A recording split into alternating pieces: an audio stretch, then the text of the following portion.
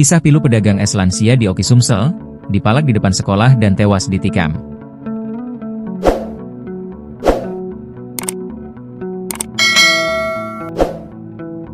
Warga Kelurahan Mangunjaya, Kecamatan Kayuagung, Kabupaten Ogan Komering Ilir, Oki, Sumatera Selatan digegerkan dengan kasus penikaman pedagang es bernama Kasman, 60. Lansia asal Kuningan, Jawa Barat tersebut ditikam saat pulang jualan es pada Minggu, 11 Mei 2025. Warga sempat mengevakuasinya ke RSUD Kayuagung kemudian ke Rumah Sakit Musi Medika Cendikia, namun nyawa korban tak tertolong.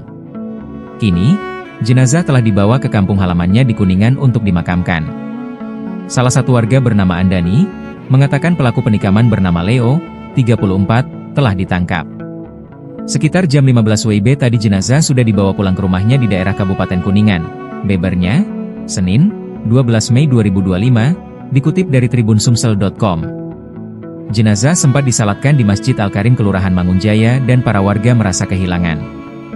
Menurut Andani, korban dikenal sebagai pekerja keras dan baik ke masyarakat. Sudah puluhan tahun Pak Kasman ini berjualan es puter di Kayuagung. Kami merasa kehilangan karena beliau orang yang baik dan ramah, ucapnya. Warga lain, Eman, menduga Kasman menjadi korban pemalakan sehingga tewas ditikam. Kemarin saya dengar kalau korban sudah memberikan es dan uang sekitar Rp20.000. Karena jawaban dari korban libur anak-anak sekolah, jadi tidak banyak yang membeli es. Karena tidak terima, maka pelaku langsung menusuk korban dari belakang dan pelaku langsung lari, ceritanya. Eman menyatakan pelaku sempat bekerja di pabrik sawit dan mengenal korban. Kalau dari informasi didapat di lokasi kemarin, pelaku memang kerap meminta uang ke korban.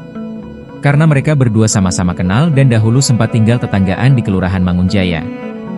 Tetapi setahu saya kalau sekarang pelaku sudah pindah rumah, katanya.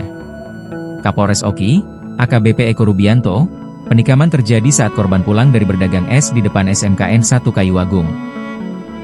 Korban ditusuk dan disayat sebanyak 5 kali, tepat di bagian perut kiri, perut kanan, dasar perut kiri, serta tangan kanan, ucapnya, Senin, 12 Mei 2025, dikutip dari tribunsumsel.com. El langsung melarikan diri, sedangkan korban terjatuh di aspal. Setelah dilakukan pengobatan, nyawa korban tidak tertolong dan dinyatakan meninggal, lanjutnya.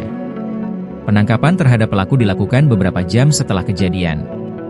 Sekitar pukul 18 WIB kemarin kami mendapat informasi pelaku inisial L sedang di rumahnya. Pelaku diringkus tanpa perlawanan. Kami juga mendapat barang bukti sebilah senjata tajam jenis pisau dan 1 unit motor Honda Genionopol Bank 8147 kar, tuturnya.